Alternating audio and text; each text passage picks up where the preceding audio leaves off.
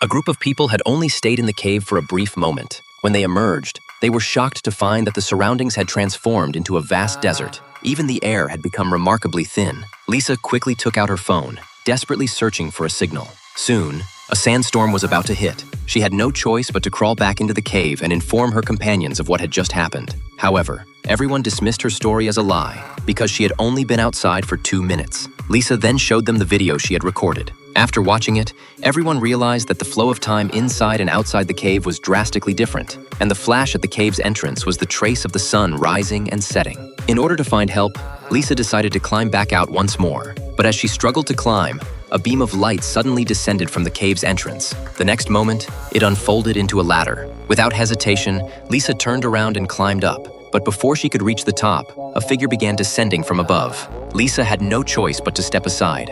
A fully armored figure from the future came down. At that moment, a wild man suddenly charged at the future person. However, the future person quickly used an electronic lock to subdue the wild man. Lisa and her group hurriedly retreated deeper into the cave. After passing through a tunnel, they discovered a fire ahead. It turned out that this was the wild man's settlement. Jack told the girls to go ahead while he stayed behind to cover them. However, the wild men discovered him. Jack picked up a stone and fought back, but he was quickly killed by the wild men.